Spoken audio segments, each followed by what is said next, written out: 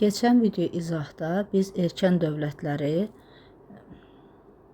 izah etdik. Azərbaycanda mövcud olan erkən dövlətlərdən Aradda, Kuti, Lulubi kimi dövlətləri qeyd etdik və onların süqutunu və xırda vilayətlərə parçalanmasını da keçən mövzuda öyrənmiş olduq. Eynən burada da qeyd edilibdir. Erkən dövlətlər zəifləyib süqut etdikdən sonra Urmiya gölü hövzəsində çoxsaylı xırda vilayətlər meydana gəldi. Eramızdan əvvəl 11-ci və 9-cu əsrlərin birinci yarısında Urmiya gölü hövzəsində bir sıra vilayətlər mövcud idi. Hər vilayətin öz başçısı, mərkəzi və şəhər qalası mövcud idi. Və Assuriyalılar bu vilayət hakimlərini tayfa başçılarından fərqləndirmək üçün Şarrani, yəni hökmdar adlandırırdılar. Urmiya gölü hövzəsində yaşayan tayfalardan ən güclüsü, vilayətlərdən ən güclüsü Zamua idi. Urmiya gölünün cənubunda yerləşirdi. Hansı ki, burada əvvəllər Lulubilər məskunlaşmışdırlar. Hətta Manna dövləti yarandıqdan sonra bu Zamua ərazisi Lulubilər ölkəsi də adlandırılmışdır. Bu ərazidə Urmiya gölü hövzəsində vahid və güclü dövlət olmadığına görə qonşu dövlətlər bu ərazilərə hücumlar edirdilər. Bu hücumlar 9-cu əsrdə daha da güclənmişdi. Urmiya hövzəsinə hücum edən dövlətlərdən Assur və Urartu dövlətlərini qeyd etmək olar.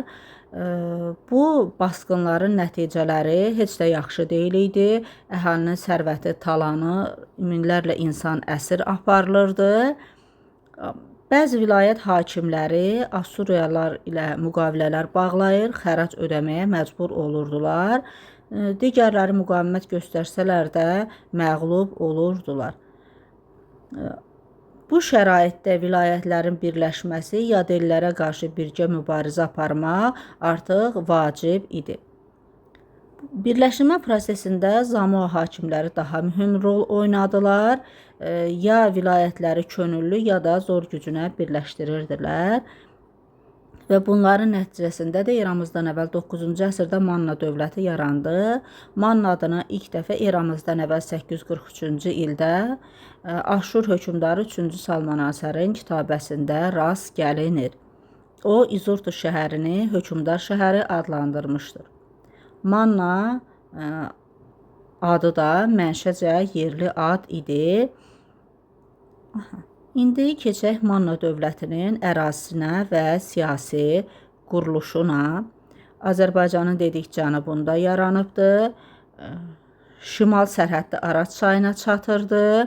Cənub-şərqdə Midiya dövləti ilə qonşu idi. Qərbdə Assur ilə, şimal-qərbdə isə Urartu dövlətləri ilə həmsərhəd idi, qonşu idi. Paytaxtı isə İzurtu şəhəri idi. Quldar dövləti idi. Bütün hakimiyyət hökmdarın əlində idi. Hökmdarın yanında Ağsaqqallar Şurası fəaliyyət göstərirdi. Ağsaqqallar məsləhət verirdi hökmdara, amma son qərarı hökmdarın özü qəbul edirdi.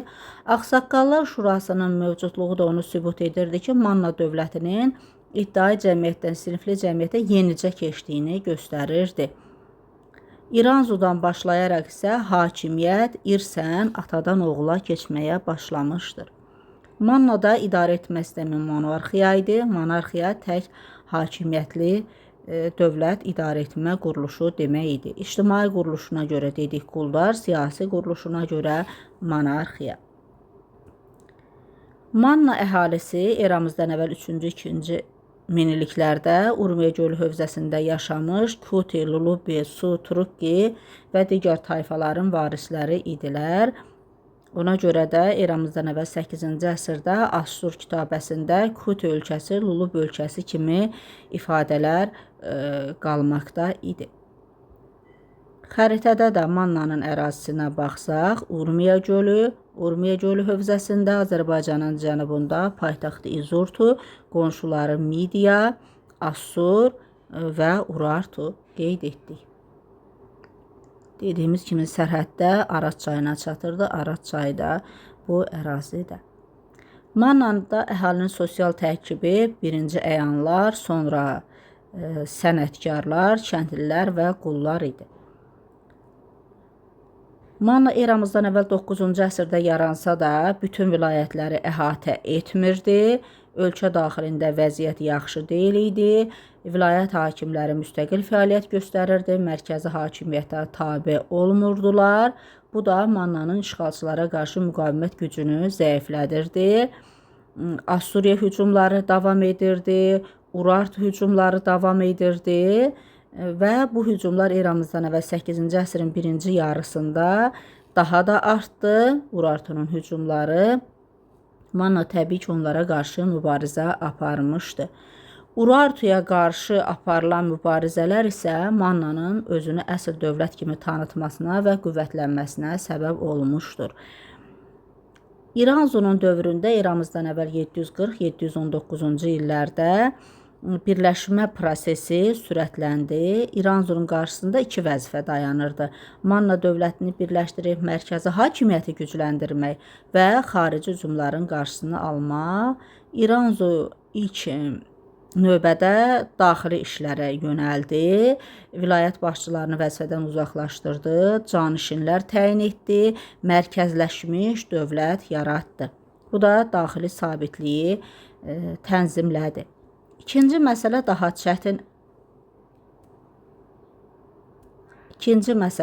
çətin idi. Çünki bir tərəfdə Urartu var idi, digər tərəfdə də Assur dövləti.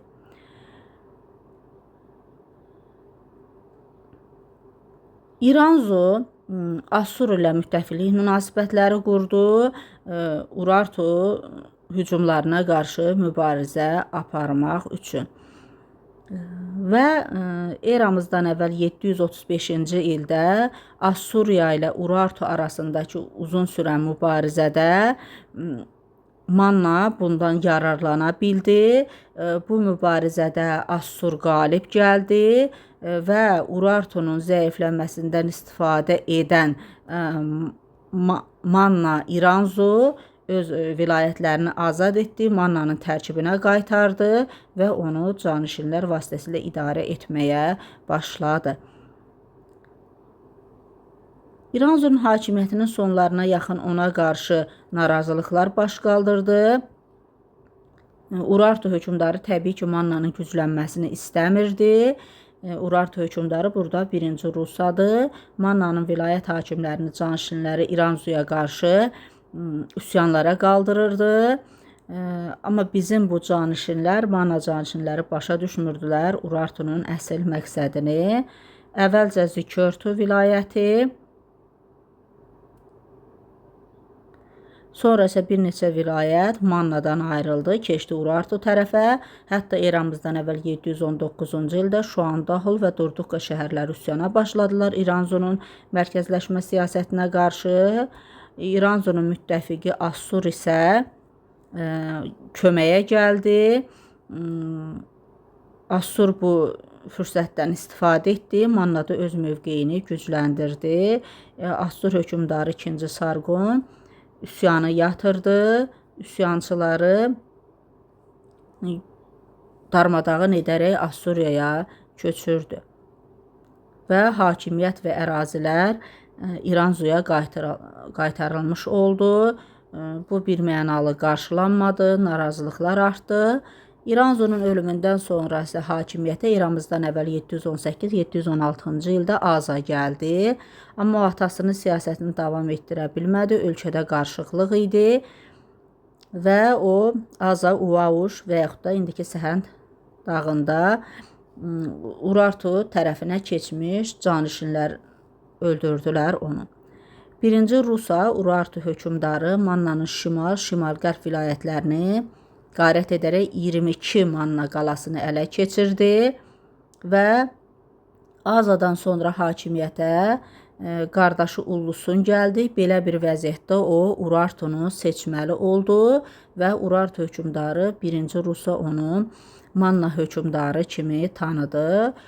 Təbii ki, bu eyni vaxtda Assuriya ilə münasibətlərin pozulmasına gətirib çıxardı.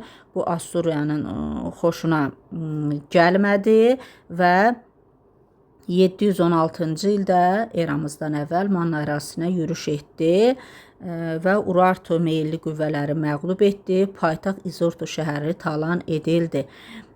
Ulusun da Assuriyanın yenidən ağalığını tanımalı oldu və hakimiyyətinin sonuna qədər ulusun Assuriya ilə ittifaqı pozmadı. Urartu hökmdarı da məcbur olub bütün işğal etdiyi əraziləri ulusuna geri qaytardı. Eramızdan əvvəl 714-cü ildə Assuriya ilə Manna arasında Sırdaqqa müqaviləsi imzalandı. Bu Urartuya qarşı yönəlmişdi. Razılaşmaya görə ulusun xərac ödəməli Assuriyaya, Assuriyanı ərzaqla təmin etməli. Assuriya da öz bunun əvəzində ikinci Sarqon Urartunun işğal etdiyi əraziləri Mannaya qaytarmağa söz vermişdi. Urartu hökmdarı 1-ci Rusanı eramızdan əvvəl 714-də Assuriya hökmdarı 2-ci Sarqon məğlub etdi. 1-ci Rusa özünü öldürdü. Bu 2-ci Sarqonun Urartuya ən uğurlu yürüşü olmuşdu. Bu qələbədən sonra Urartu zəiflədi, bir daha Mannanın işlərinə qarışmadı. Bu da Mannanın güclənməsinə səbəb oldu. Müstəqil siyasət yeridən hökmdar dedikdə burada Ahşeri nəzərdə tutulur. Eramızdan əvvəl 7-ci əsrin birinci yarısında Kimmer, İskitlər, Saklar Qara dənizə gəlir. Qara dənizdən Cənubi Qafqaza, Ön Asiyaya və Assurun dövlətinə də hücumlar edir. Assurun paytaxtı Ninevəyə də hücum edirlər. Və Assur mənbələrində göstərilir ki, bu dövrdə olan Manna hökmdarı Ahşeri İskit hökmdarı İşbaka ilə müttəfiq olmuş və Ahşeri bu vəziyyətdə Assuriya dövləti ilə ənənəvi ittifaqı pozmuşdur və Assura verdiyi təbii ki, xəracı da dayandırmışdır. Deməli, Ahşeri müstəqil siyasət yürüdüb. Ahşeri Assuriya ilə müttəfiqliyi pozubdur. Hətta Manna hökmdarı Ahşeri Assurun sərhədlərinə də hücum edibdir.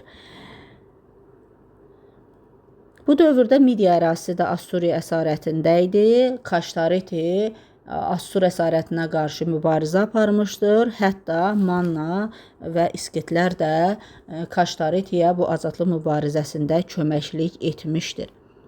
Aşur hökmdarı Aşurbanipal hiləyə əl ataraq İskitləri öz tərəfinə çəkdi, onları bitərəf etdi, Mannadan, Ahşeridən uzaqlaşdırdı və eramızdan əvvəl 650-ci ildə Mannaya Assur hökmdarı Aşurbanipal yürüş etdi və Aşurbanipal qələbə qazandı. Bu məğlubiyyət Manna üçün yaxşı olmadı, çoxlu sayda əsir alındı, paytaxt İzurtu dağıdıldı, əhali talanaq və qarətə məruz qaldı, şəhərlər dağıdıldı. İzurtunun dağılması deməli eramızdan əvvəl 714 və eramızdan əvvəl 650-ci illər. Təbii ki, Mannalılar Ahşerinin bu məğlubiyyətini bağışlamadılar, ona qarşı üsyan qaldırdılar və Ahşerini öldürdülər. Bu isə Assuriya ittifaqının tərəfdarları olanlar idi, bu üsyanı qaldıranlar. Hakimiyyətə Ahşerinin oğlu Ualli gəldi, o Assuriya ilə münasibətləri qaydaya saldı, ittifaqı bərpa etdi. Eramızdan əvvəl 7-ci əsrin sonlarında Midiya ilə Babil dövləti birləşdi, Assuriyaya qarşı müharibəyə başladı və bu dövrdə eramızdan əvvəl 605-ci ildə Assuriya dövlətinə hətta son qoydular. Mannada belə bir vəziyyətdə müttəfiqi Assuriyaya köməklik etsə də əslində bu dövr üçün düzgün addım deyil idi. Çünki Assuriya zəifləmişdi. Midiya Babil isə güclü idi və Midiyada eramızdan əvvəl 590-cı ildə Manna dövlətini süqut etdirdi. Manna Azərbaycanda ilk dövlətçilik ənənəmizi qoyan dövlətlərdəndir. İndi keçək Manna dövlətinin təsərrüfatına. Təbiət zəngindir, bunu bilirik. Əkinçilik, maldarlıq inkişaf edir. Atçılığın ən inkişaf etdiyi Subi vilayətidir. Hətta Assuriya hökmdarı 2-ci Sarqon Uşqaya və Tarmakiz, indiki Təbriz ərazisində Subi vilayətini İlxılar evi adlandırmış, dəvələrdən də istifadə edilmişdir. Urartu hökmdarları ilə də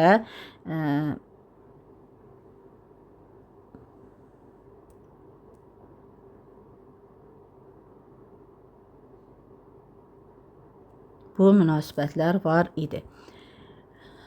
Həsənli yaşayış məskənindən anbar izləri aşkar edilmişdir. Bunları yadımızda saxlayırıq.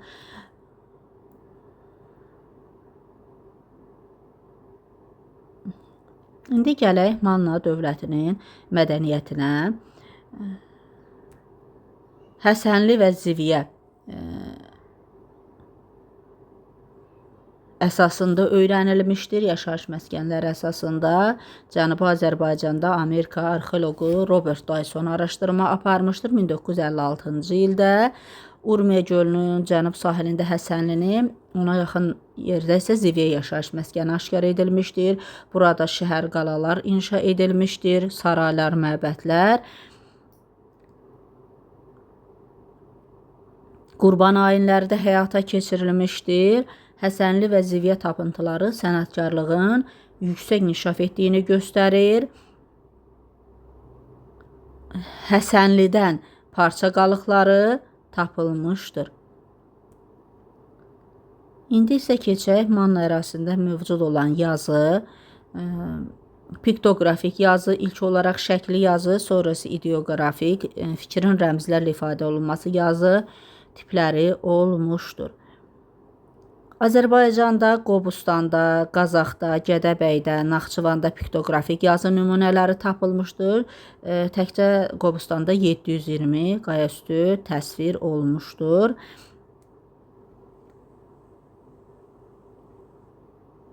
Qayaüstü rəsmdə 6000-dən çox təsvir vardır.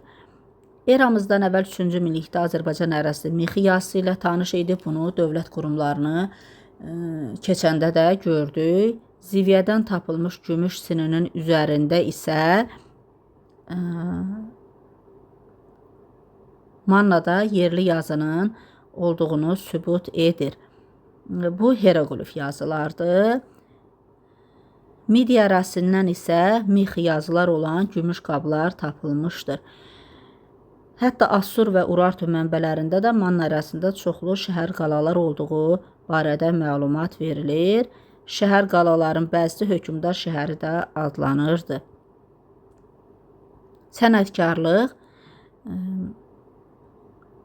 Sənətkarlığın bütün sahələri inkişaf etmişdir. Bu Həsənli və Ziviyədə tapılan tapıntılardan da göstərilir. Mannalıların dini Həsənlidən tapılmış qızıl camın üzərində qatır və öküzlər qoşulmuş arabalarda tanrılar, günəş, ay tanrıları, tufan, külək yağış tanrıları təsvir olunmuşdur. Həsənlidəki qızıl camın üzərində yəni Mannalıların səma cisimlərinə və təbiət hadisələrinə sitayişi açıq-aşkar görünür.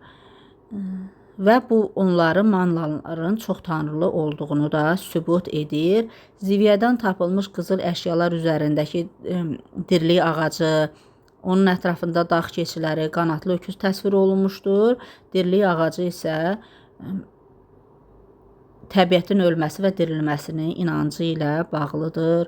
Bu ərazidə dəbilqələr tapılıb, tuncdan və dəmirdən hazırlanmışdır, taxtadan əl işləri olmuşdur. Və bu da növbəti dövlətlərimiz üçün